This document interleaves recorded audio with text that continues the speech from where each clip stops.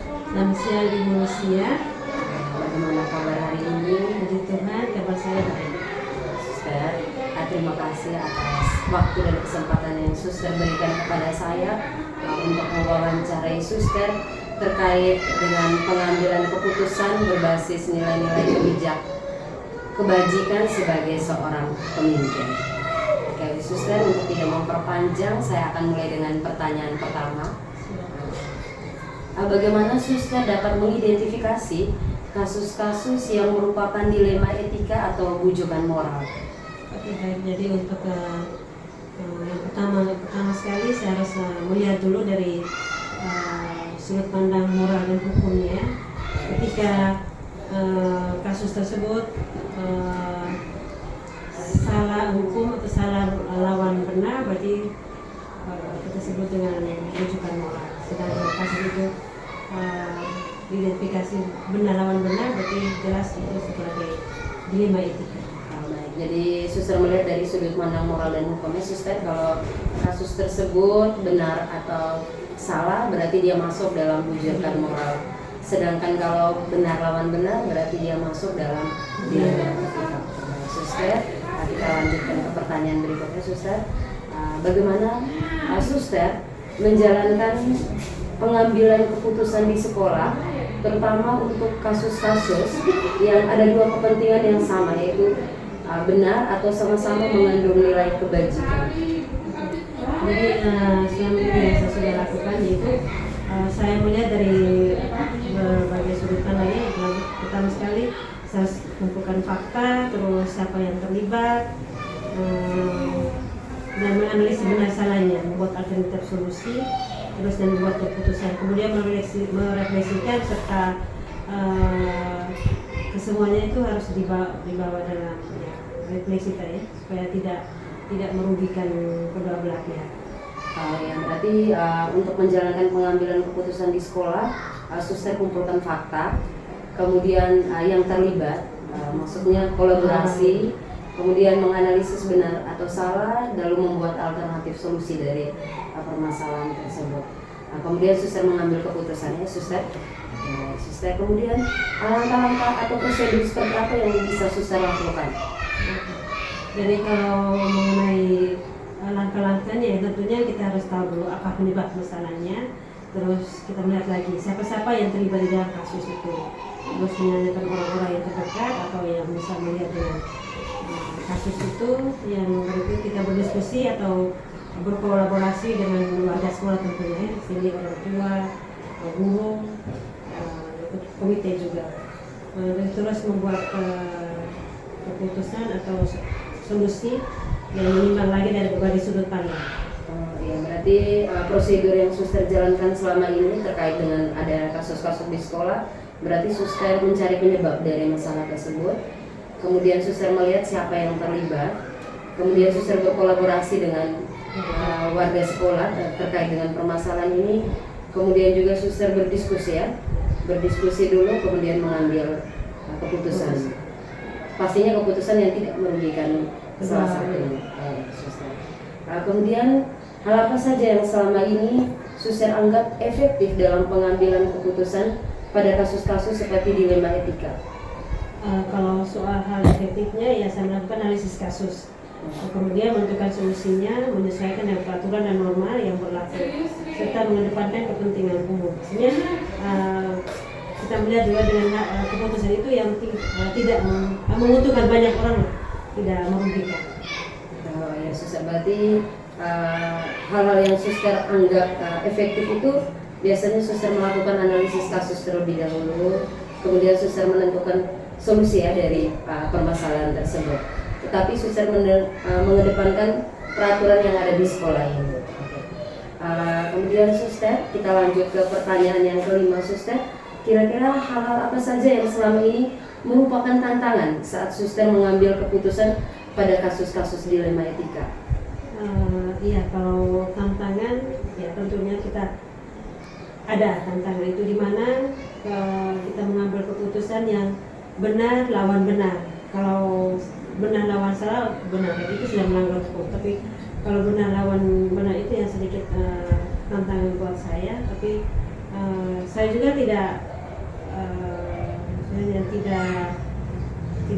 berhenti di situ, tapi saya harus bekerja sama sehingga mencari solusi yang terbaik lah, mencari solusi untuk intinya bahwa solusi yang diambil itu tidak merugikan satu pihak tapi menguntungkan kedua pihak. Kali ini benar dengan benar. Iya, suster. Berarti tantangannya, berarti tantangan yang suster alami adalah pada saat kasus dilema etika ya, karena itu benar lawan benar dan keputusannya harus menguntungkan kedua belah pihak. Baik, suster, apakah saat suster mengalami kasus dilema etika, suster memiliki jadwal tertentu? Kalau soal jadwal itu kondisional, kalau tergantung. Kalau kasusnya memang diselesaikan hari itu, ya saya bisa selesaikan hari itu. Tapi kalau memang butuh waktu, berarti saya harus pending dulu, kita lihat dulu dengan analisis identifikasi dulu kira-kira siapa yang terlibat di dalam dengan bukti-buktinya itu. Setelah itu baru kita selesaikan. Oh ya, jadi jadwalnya tidak selalu memiliki jadwal, itu tergantung pada kasusnya ya. Kemudian apakah penyelesaian kasus dilema etika bisa diselesaikan hari itu atau suster menyelesaikan dengan bentuk atau prosedur seperti apa sih? Oh ya, kalau prosedurnya ya seperti yang saya sudah sampaikan di awal tadi, tanya nomor 3 tidak salah ya, kita harus menentukan siapa penyebabnya dan siapa yang terlibat di dalam dengan bukti dukungannya, sehingga pengambilan keputusan itu tidak salah. Berarti suster, seperti yang tadi suster sudah jelaskan, suster harus mengidentifikasi penyebabnya, kemudian yang terlibat, kemudian berdiskusi dengan warga sekolah, kemudian suster mengambil sebuah keputusan ya suster. Dari suster, adakah seseorang atau faktor-faktor apa yang selama ini mempermudah atau membantu suster dalam pengambilan keputusan dalam kasus-kasus dilema etika? Saya rasa ada, karena untuk mengambil suatu keputusan tuh, walaupun saya sebagai seorang pemimpin, tapi saya tidak mungkin ambil keputusan itu secara sepihak atau sendiri, tapi saya harus berkolaborasi dengan rekan guru, orang tua juga, dan pihak yang terlibat, khusus yang berkaitan dengan masalah tersebut, sehingga apapun keputusan itu berdampaknya menguntungkan kedua belah pihak. Nah, ya, berarti faktor-faktor atau yang selama ini mempermudah suster untuk menangani kasus-kasus dilema etika itu, suster mengajak seluruh warga sekolah, kemudian ada stakeholder, orang tua murid juga, dan tadi yang suster bilang ada komite sekolah. Oke suster, nah ini pertanyaan yang terakhir, dari semua hal yang sudah suster sampaikan tadi, pembelajaran apa yang dapat suster petik dari pengalaman suster dalam mengambil sebuah keputusan dilema etika? Jadi pengalaman saya yang saya dapat ya untuk mengambil sebuah keputusan yang berkaitan dengan dilema etika adalah kebijaksanaan. Karena kebijaksanaan di situ juga ada kerendahan hati dengan mendengarkan. Karena ketika kita mengambil keputusan dan tidak mendengarkan pihak lain atau tidak rendah hati untuk menerima masukan orang lain, itu juga tidak bagus. Jadi yang saya dapat itu lebih banyak lebih kebijaksanaan lah, kebijaksanaan, rendah hati dan mendengarkan.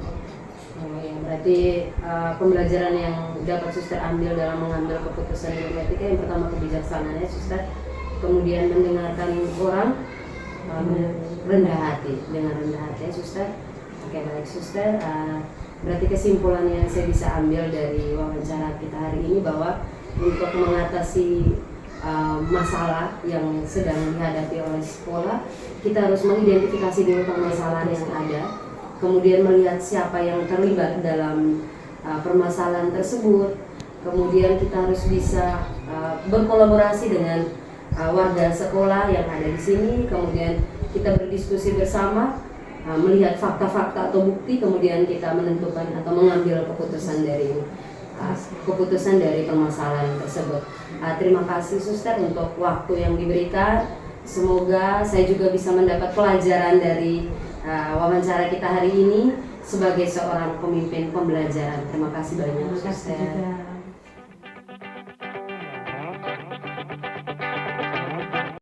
Sore suster, selamat sore ibu. Terima kasih atas waktu dan kesempatan yang suster berikan kepada saya untuk mewawancarai suster.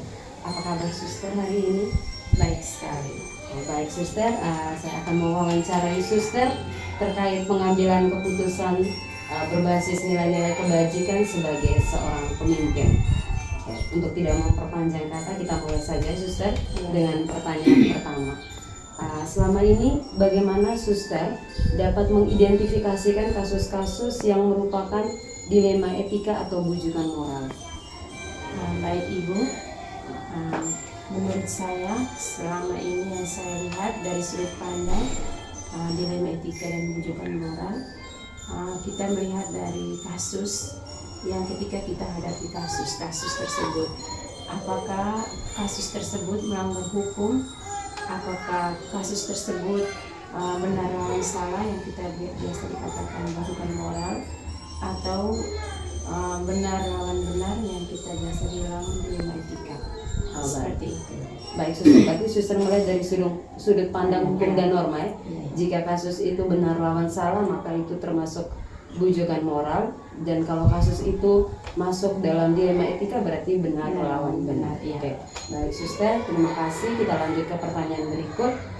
Selama ini bagaimana Suster menjalankan pengambilan keputusan di sekolah Suster, terutama untuk kasus-kasus di mana ada dua kepentingan yang sama, yaitu benar atau sama-sama mengandung nilai kebajikan? Baik Ibu, selama ini saya melakukan identifikasi dari berbagai sudut pandang, kemudian menimbang dari kasus tersebut secara matang mana yang paling benar. Jadi kita harus melihat dari kasus-kasus tersebut yang notabene dapat menguntungkan banyak orang. Seperti itu. Berarti dalam menjalankan pengambilan keputusan di sekolah, Suster melihat dulu ya penyebab dari masalah, kemudian Suster mengidentifikasi kasus-kasus tersebut dari sudut pandangnya Suster, yang melihat bahwa keputusan tersebut tidak merugikan kedua belah pihak. Oke, baik Suster. Kemudian Suster, setelah Suster mengambil keputusan, apa langkah-langkah atau prosedur seperti apa yang biasa Suster lakukan selama ini? Baik, langkah atau prosedur yang selama ini saya lakukan yang pertama itu saya melihat dari, yang pertama saya harus melihat dari kasus, terus yang kedua saya harus menentukan penyebab dari permasalahan atau kasus tersebut. Lalu yang ketiga saya menentukan siapa yang terlibat atau stakeholder untuk dalam masalah ini. Lalu yang berikut menanyakan kepada orang-orang terdekat, misalnya orang tua atau dari pihak sekolah atau guru atau teman-temannya. Yang berikut dari ketika saya sudah berdiskusi dengan mereka, saya harus membuat beberapa solusi tentang permasalahan atau kasus-kasus tersebut. Lalu kami membuat keputusan secara bersama-sama. Berarti Suster menyelesaikan masalah ini dengan yang pertama Suster melihat kasus terlebih dahulu ya Suster. Kemudian Suster mengidentifikasi atau penyebab dari kasus tersebut apa. Kemudian Suster melibatkan orang-orang yang terkait dengan kasus tersebut. Kemudian Suster berdiskusi ya, berkolaborasi dengan stakeholder tadi. Dan kemudian Suster menentukan solusi, kemudian mengambil keputusan dari permasalahan tersebut. Dengan Suster, kemudian hal apa saja yang selama ini Suster anggap efektif dalam pengambilan kasus-kasus, khususnya kasus dilema etika? Baik Ibu, yang pertama itu saya melakukan analisis kasus-kasus tersebut, lalu menyesuaikan dengan peraturan dan norma yang seperti kita bicarakan tadi, yaitu yang berhubungan dengan bujukan moral atau dilema etika. Lalu dari kasus tersebut bagaimana kita mengedepankan kepentingan umum, apakah ini benar-benar untuk kepentingan umum atau yang dapat menguntungkan dari orang yang melakukan permasalahan atau kasus tersebut. Baik Suster, berarti Suster menganalisis kasus tersebut kemudian melihat kasus tersebut masuk dalam bujukan moral atau dilema etika. Kemudian Suster mengambil keputusan harus mengutamakan kepentingan dari dua belah pihak tidak merugikan salah satu. Dan Suster luar biasa. Yang berikutnya, apakah dalam menyelesaikan kasus tersebut ada jadwal tertentu, dan apakah Suster langsung menyelesaikan di tempat atau memiliki jadwal untuk menyelesaikannya? Baik Ibu, untuk sejauh ini saya belum memiliki jadwal, tergantung dari permasalahan kasus tersebut. Apabila kasus tersebut bisa diselesaikan secara cepat, kita bisa selesaikan. Dan apabila kasus tersebut kita butuh waktu, kita bisa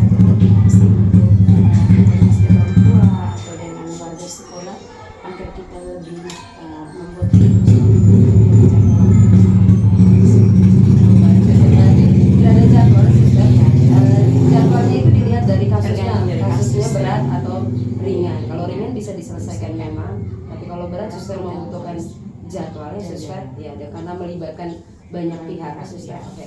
Baik suster, selanjutnya adakah seseorang atau faktor apa yang selama ini mempermudah suster untuk membantu dalam pengambilan keputusan atau pengambilan kasus-kasus dilema etika?